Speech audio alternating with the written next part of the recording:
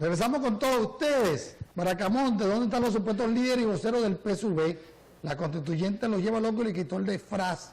Dice por acá, ayer el constitucionalista Hernán Escarrá no tuvo el valor de ir a Globovisión ante su errada interpretación del proceso constituyente. Agarró piedra, Bracamonte, y no fue con Vladimir, que le iba a poner en su sitio. El proceso constituyente convocado por Nicolás Maduro es excluyente y sectorial, porque se vulnera la soberanía popular. También dice, buen día Bracamonte, para hacerle un llamado a Enger Fuente, director de Hacienda de la Alcaldía, que así como obliga a que paguen los impuestos municipales, que también obliguen a recoger la basura, chicos, porque para eso se paga impuestos, no para tenerte gordito nada más, Enger. Buen día, ¿cuándo van a pagar retroactivo a los pensionados? No se tiene fecha. Buen día, el lunes la Guardia y la Policía del Estado permitieron a los empleados obreros de la Gobernación que reprimieran la marcha opositora. No hay respeto a la Constitución. Hay madres que en verdad necesitan esa ayuda del carnet de la patria, además tienen hijos con discapacidad. Dicen que en Cantarrana de un listado salieron solo 20 por sector, y eso lo hizo la comuna, solo se lo dio a los chavistas. Bracamonte, lánzate al gobernador. Buen día, hoy está de cumpleaños nuestra hermana Luz Bella Echezuría. Esto me lo manda Marco Echezuría. Saludo a toda la familia. Incita a la violencia, mal ejemplo, tú no eres venezolano. Si fueras venezolano no trabajaras tanto. Pues verdad, faltó decir que a venezolano le gusta también que le regalen muchas cosas, ¿no? Y trabaja poco. Tú eres uno de ellos, que te gusta que te regalen las cosas, porque ve la hora que hay y estás viéndome todavía. Si aparecen tempestades en tu vida, no son para que huyas y te acobardes, están allí para que descubras cuánto poder te ha dado Dios para vencerla. Que tengas un bendecido día, William, gracias. Amigo William, muchas bendiciones para ti, y sabes, tú también eres bello, Ligia Gómez, oye, gracias, nos tocó la pildorita, buena. Buen día, amigo William, una vez felicidades por tu programa. Era para notificarte que los servicios públicos por la comunidad de Los Chaimas está cada día más patética y de forma desorganizada. Y también que no hay harina de trigo para la panadería de Los Mangles.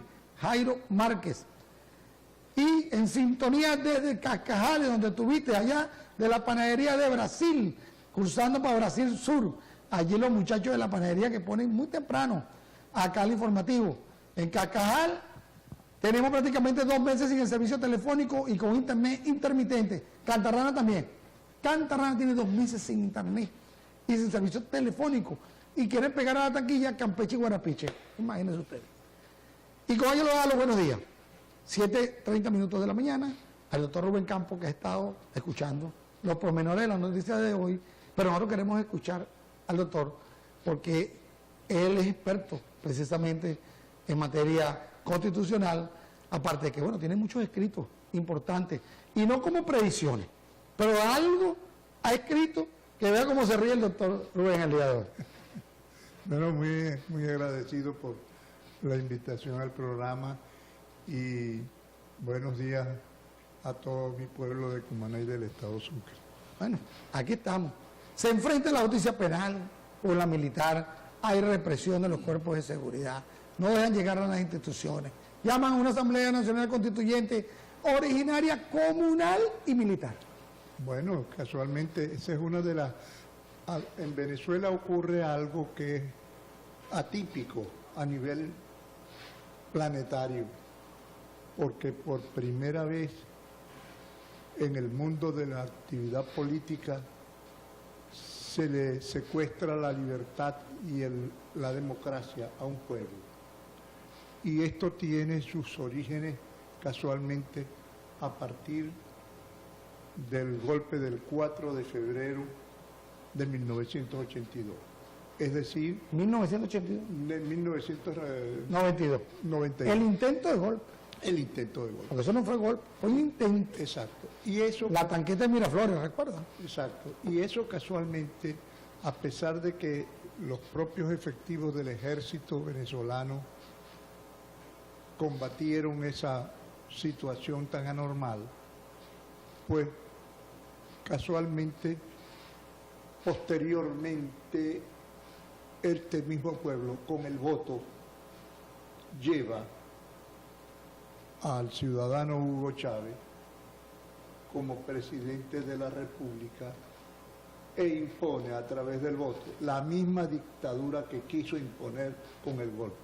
que es la misma dictadura del poder popular militar que había recibido grandes influencias del libro azul de Muammar Gaddafi en Libia. Es decir, Pero Chávez se midió en aproximadamente 10 procesos electorales. es correcto, pero todos los procesos electorales medidos fueron con el poder electoral controlado. Jamás aquí hubo el secuestro a partir de la constituyente del 1999. Prácticamente se secuestran los poderes populares y se comienza a destruir la institucionalidad democrática, que es lo que causa casualmente la renuncia de la presidenta del Tribunal Supremo de Justicia de aquel entonces, Cecilia Sosa, porque no quiso o no pudo o se apartó y dejó al pueblo venezolano solo en defensa de lo que ha tenido que haber hecho en ese momento. Pero ahorita el gobierno como tal no maneja, o maneja a medias un poder y un poder no lo maneja. La Asamblea Nacional fue por mayoría absoluta de un voto popular electa con diputados de la oposición. Y hoy en día tenemos una voz disidente, Luisa Ortega Díaz, que por allí me mandaron un mensaje que le dijeron a Luis Ortega que se cuidara porque podía terminar como Danilo Anderson. ¿Recuerdan a Danilo Anderson? Sí, cómo no, perfectamente. A pesar de todo, yo diría que no hubo otro camino que desde el Ministerio Público, desde la Fiscalía, se denunciara que en Venezuela se había roto el hilo constitucional, pero no como dice la doctora, como consecuencia de la sentencia que ella señala allí, 155 y 156, 57 y 58. Aquí se viene rompiendo el hilo constitucional desde el año 2004, cuando el presidente Hugo Chávez convoca a las instalaciones de Fuerte Tiuna a todos los poderes públicos y señala que a partir de entonces él impone el poder militar popular en Venezuela, poder que casualmente destruye el sistema democrático, el modelo económico y fundamentalmente algo que es lo que ha logrado en materia política la situación de igualdad ante la posibilidad de ir a formar parte del gobierno, como es que la soberanía popular que había venido casualmente imponiéndose a nombre del pueblo como un objeto, sujeto y todos los valores y principios en manos del pueblo, llega y es sustituida del pueblo, pasa al presidente de la República en la estructura ideológica de la imposición del poder popular. Es decir, que a partir de ese momento se le cuestiona la legalidad y la legitimidad del sistema político y económico que comienza a imponer como consecuencia de leyes habilitantes y con abuso de poder el presidente Chávez en Venezuela. Ahora, ¿cuántos militares salieron electos a esa primera Asamblea Nacional electa en 1999? Allí se empezó a ver los indicios de una militarización de los espacios públicos e instituciones del Estado. Correcto. Hoy en día tenemos militares que le dicen militar cebolla, militar aceite, militar pertualé, los militares, los generales, ahora para la nueva Asamblea Nacional, en todos lados tenemos presencia militar. Sí, pero yo quisiera ver de que el problema en el fondo ha querido llamársele y a determinársele a muchos militares. El problema no está allí, el problema es su condición de afinidad y de pacto a nivel geopolítico de Hugo Chávez como activista del comunismo internacional vestido de militar. Es decir, que se utiliza la institución militar, se utiliza el honroso uniforme militar para imponer una situación que es contraria. Pero la gente se pregunta ahorita, entonces, ¿en qué estamos? ¿Estamos en una transición hacia el comunismo o estamos en democracia? No, estamos en una dictadura militar del poder popular. Y en dictadura podemos hacer lo que estamos haciendo ahorita. El problema no es que se haga. No, pues me preguntan, El fácilmente. problema es que no te extrañe que cualquiera de estas intervenciones puedan ser sujetos a que te corten la luz, a que te cierren la empresa, a que te siembren cualquier cosa. ¿Por qué? Porque la libertad, la expresión del pensamiento queda secuestrada ideológicamente con todos los valores y principios torcidos del sistema totalitario que se aplica en Venezuela. Entonces, ¿qué ocurre? Que no es la institución, son los hombres que han penetrado la institución, porque aquí todo el mundo sabía lo siguiente. Aquí cuando se produce a nivel mundial lo que se llamó la Primavera de Praga, se dividió el Partido Comunista en el mundo. Y en Venezuela se divide y Pompeyo Márquez y Teodoro Pecó casualmente dejan solo al Partido Comunista, y el Partido Comunista en Venezuela entonces, vista la reacción de la división, ordena a su juventud penetrar a las instituciones militares venezolanas, porque en geopolítica había una necesidad que la revolución cubana no podía seguir subsistiendo sin el petróleo de Venezuela. Que subsiste en la actualidad Cuba con el petróleo venezolano. Totalmente. Maduro sigue mandando petróleo a Cuba. Sí, como no, perfectamente, incluso por encima de la capacidad de consumo de Cuba. Cuba exporta material petrolero como que fuera país petrolero, pero ese no es el fondo del problema. El fondo del problema es la penetración para América Latina de todas las cosas que no pudo hacer Fidel, que ahora las está haciendo los militares venezolanos ahora, una vez que regresan y se vuelven a uniformar, pero que fueron sorprendidos en el golpe de febrero del 92. Ahora, ¿qué es lo que ocurre en Venezuela? Que un pueblo que no tomó las previsiones en los líderes democráticos, ahora se siente sorprendido porque aquí las cosas han ido funcionando y penetrando sin descanso, con toda la velocidad. Pero con mayor ahínco del año 2006, según estuve leyendo parte del escrito suyo, ¿no? Sí, cómo no, porque esto casualmente, no te olvides que una vez que cae el muro de Berlín, la internacional comunista en el mundo queda sin ningún tipo de orientaciones específicas para todas estas series de orientaciones ideológicas. Y es casualmente Lula da Silva, que para ese momento era alcalde de Sao Paulo, ¿verdad?, a donde asistía a través de Caminos Verdes, todavía activo militar, Hugo Chávez, al Foro de Sao Paulo, que es fundado por Lula da Silva para hacer casualmente posible que los partidos comunistas en América y en el mundo tuvieran un foro, y ese foro es el Foro de Sao Paulo. Un foro socialista. Sí, bueno, no tanto como socialista, porque el socialismo tiene tres corrientes. Hay la socialdemocracia, El socialcristianismo. y el socialismo radical, que es el marxista comunista, que llaman socialismo científico, que de científico no tiene nada. Entonces, ¿qué es lo que ocurre? Que aquí en Venezuela lo que se está aplicando es un mapa que todo el mundo hace ver como un hombre muy pensante, a Hugo Chávez, de quien fui amigo, ¿verdad? Y inclusive profesor de él. ¿Y entonces cuál fue la ideología de Chávez? Social cristiana, socialdemócrata, social, científica, comunista, bolivariano, cualquier cantidad de categorías se denominó Chávez. No, ¿Cuál era? Toda la vida fue marxista-leninista. Toda la vida fue Toda la vida fue. Lo que ocurre en Venezuela, que para poder llegar psicológicamente a una masa... Adaptó algunas categorías. Perfecto, y además aplicó un criterio que aquí no tenía ningún tipo de opresión ni de resistencia.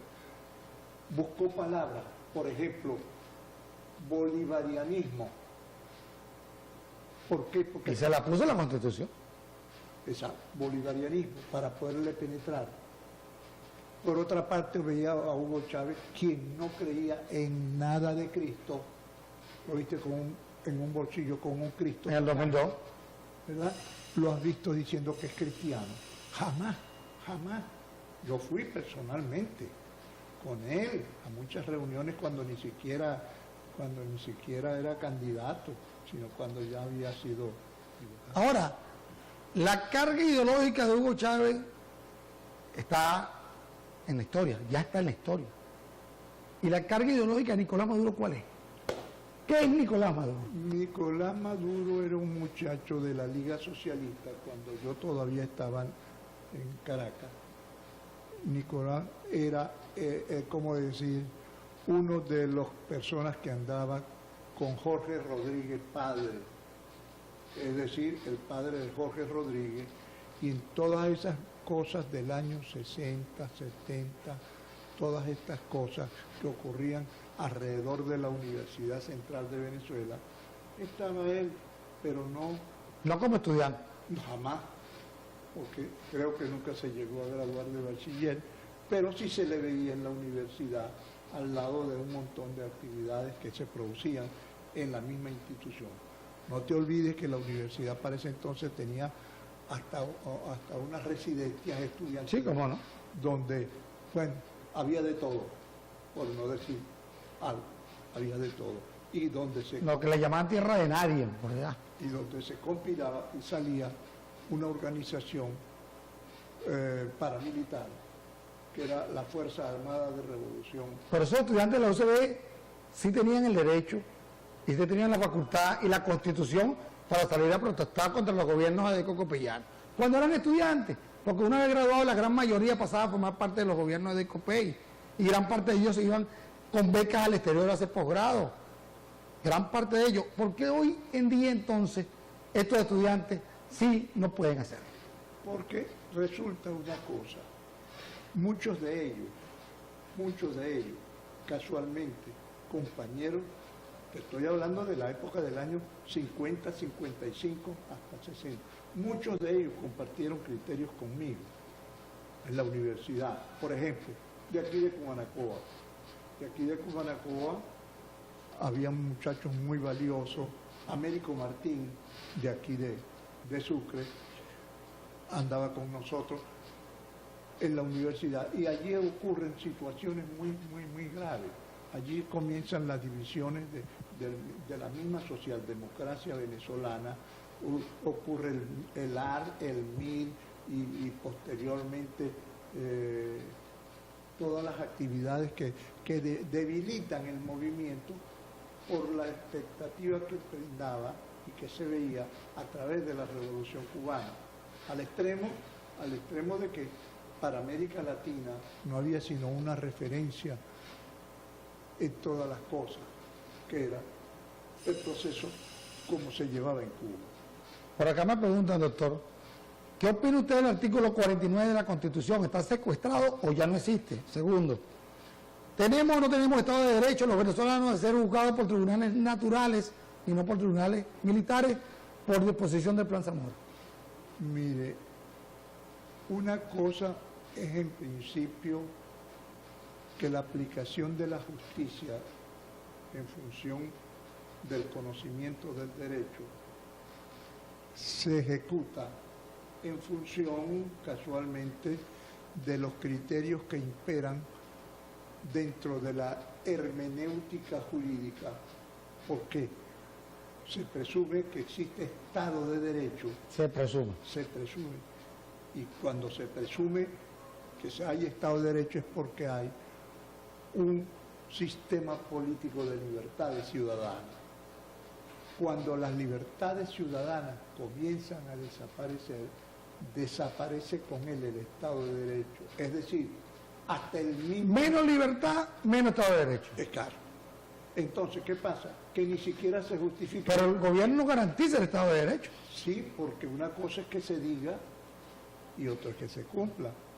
Aquí no se viene cumpliendo nada de esto porque fíjese que una vez producido la constituyente del año 99, la comisión legislativa de la Asamblea Nacional Constituyente, prácticamente intervino toda la actividad jurídica en Venezuela, toda la estructura judicial. Y la armó a su manera. Sí, e incluso violó una de las cosas que se había logrado en el país, que era la capacitación y la competencia mediante un examen de competencia y de capacidad para la elección de los jueces. O sea que aquí ya lo que es un juez ya ahora tiene que pensarlo 2 veces para el ejercicio de su digna función, porque no es un hombre que puede... Con criterio individual propio de la justicia venezolana. Porque si se sale del criterio que se le imponga, va fuera de... Bueno, lo vivimos la semana pasada con los estudiantes detenidos, ¿no? Que un juez los envió a Tocorón sin causa. Entonces, cuando una sociedad no tiene justicia, porque no se le puede aplicar justicia donde no hay justicia, sino ajusticiadores. No Que es se- totalmente distinto. La justicia a justiciadores. ¿verdad? Ahora, el mismo peso del ajusticiador criminal al ajusticiador legal, el mismo término, Es correcto. lo mismo. Porque como ya desaparecen las instituciones del Estado, el Estado queda, como quiero yo transmitir de un criterio, dentro de normas presuntamente revolucionarias, donde cada quien inventa, dice, opina e impone los criterios que a la bien tienen. Bueno, doctor, yo sé que nadie tiene la verdad absoluta, nadie puede ver el futuro, no tenemos una bolita mágica, pero sí hay indicios jurídicos, económicos, sociales y políticos que usted puede decirnos hacia dónde vamos entonces. Mire, nosotros vamos en este momento a una situación que es la misma que se presentó en Vietnam. Conclusión de Vietnam, que se inicia un proceso todavía menos violento que en Venezuela en el sentido de la profundidad ideológica. ¿A conclusión qué fue?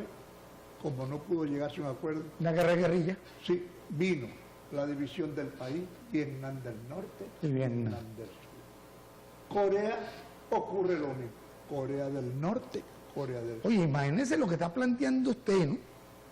Que ya han sucedido hechos históricos relevantes, que se han dividido una nación por posturas ideológicas. La Alemania, Alemania la Alemania que Alemania Oriental, y Alemania Occidental. es decir, esto es producto de algo que aquí se impuso desde el año 50, que es crear, Y si no se divide, un grupo aniquila al otro claro, y se quedan solos.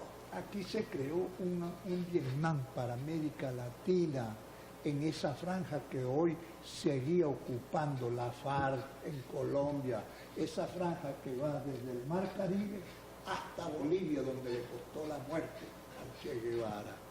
Esa zona es la zona prevista por muchos de los que hoy dicen ser revolucionarios, que aplicaron los criterios de la imposición revolucionaria, muy torcida, por cierto, porque se llegó al extremo de recurrir a la siembra de drogas para poder justificar su presencia allá adentro y pasar de un criterio revolucionario a un criterio narcotraficable para la imposición de las ideologías. No desde el punto de vista geográfico ni demográfico, pero desde el punto de vista humano, Venezuela está dividida hace rato. Desde hace rato, Es muy, no de ahorita. y está comenzando. Por eso es que comencé yo con este mensaje de la venezolanidad. Entonces, es tan grave la situación que yo no quisiera estar. Imagínese usted en este momento la piel que deberían de tener los rectores del Consejo Nacional Electoral. ¿Por qué digo? No han cumplido con su mandato. Jamás se han salido, son los responsables de lo que puede ocurrir en Venezuela por no ser transparentes, justos y leales al cargo que tienen en ejercicio de acuerdo a la Constitución. ¿Por qué digo esto? Porque aquí viene usted se da cuenta de que el presidente de la República, para imponer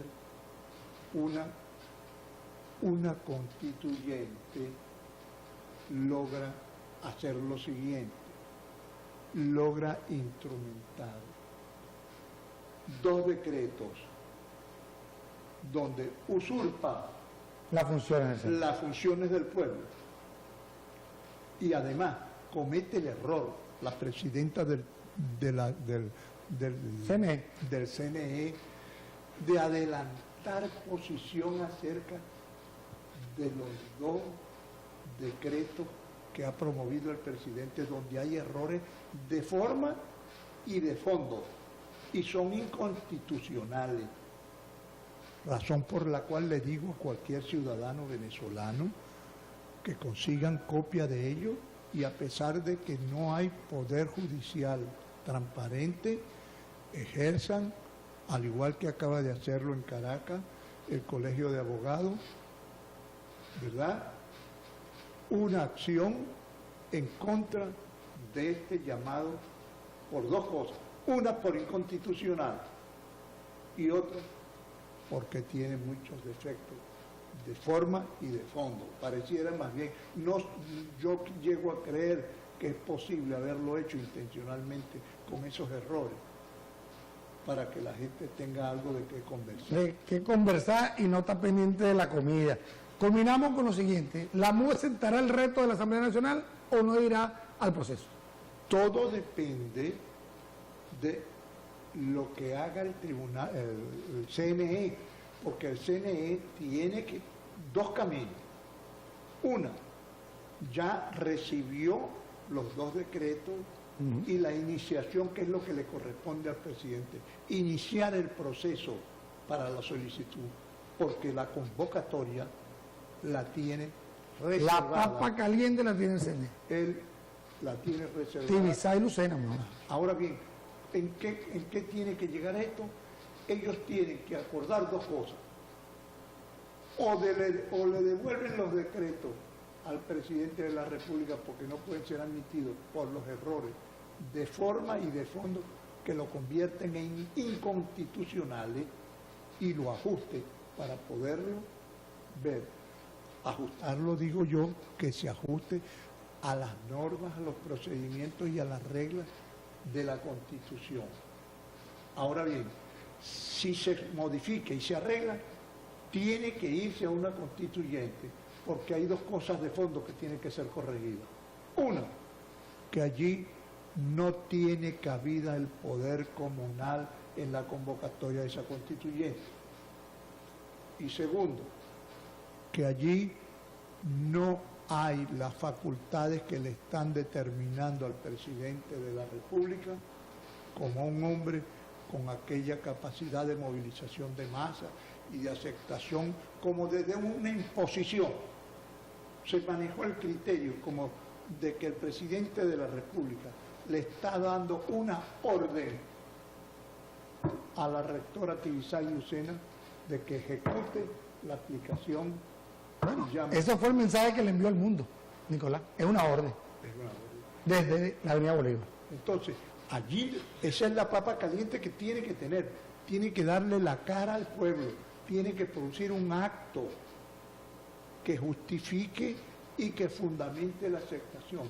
No como lo hizo allí, que adelantó criterios y una vez que el presidente... Y decisiones. Y allí lo hizo en el mismo acto que no ha debido de hacerlo. O demostró que lo hizo intencionalmente o no domina la materia. Es grave. Bueno, entonces nos acabó el tiempo, ya Noelia nos está haciendo señas, nuestra directora y productora del Informativo 21, agradecido en verdad por esta clase magistral.